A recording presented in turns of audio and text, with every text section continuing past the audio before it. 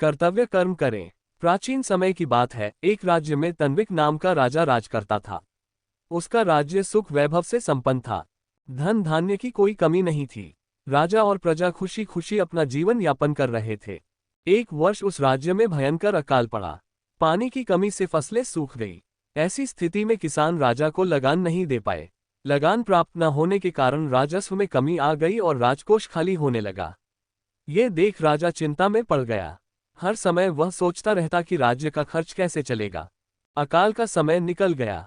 स्थिति सामान्य हो गई, किंतु राजा के मन में चिंता घर कर गई। हर समय उसके दिमाग में यही रहता कि राज्य में पुनः अकाल पड़ गया तो क्या होगा। इसके अतिरिक्त भी अन्य चिंताएं उसे घेरने लगी। पड़ोसी राज्य का भय, मंत्रियों का षड्यंत्र जैसी कई चिंताओं ने उसकी भूख प्यास और रातों की नींद छीन ली।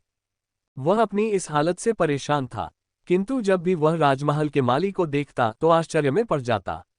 दिन भर मेहनत करने के बाद वह रूखी सूखी रोटी भी छक कर खाता और पेड़ के नीचे मजे से सोता। कई बार राजा को उससे जलन होने लगती।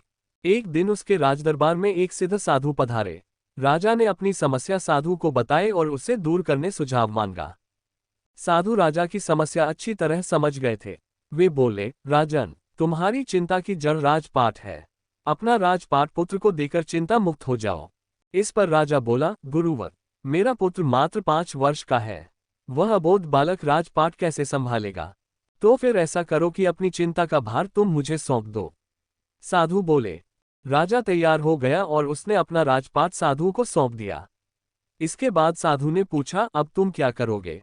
राजा बोला, सोचता हूं कि अब कोई व्यवसाय कर लूं, लेकिन उसके लिए धन की व्यवस्था कैसे करोगे। अब तो राजपाट मेरा है, राजकोष के धन पर भी मेरा अधिकार है, तो मैं कोई नौकरी कर लूंगा।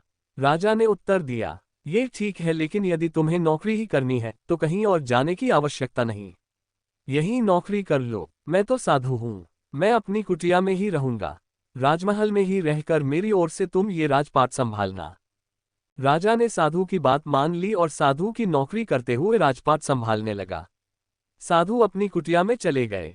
कुछ दिन बाद साधु पुनः राजमहल आए और राजा से भेंट कर पूछा, कहो राजन, अब तुम्हें भूख लगती है या नहीं और तुम्हारी नींद का क्या हाल है। गुरुवर, अब तो मैं खूब खाता हूँ और गहरी नींद सोता हूँ। पहले भी मैं राजपाट का कार्य करता था, अब भी करता हूँ। फिर ये परिवर्तन कैसे, ये मेरी समझ के बाहर है। राजा ने अपनी स्थिति बताते हुए प्रश्न भी पूछ लिया।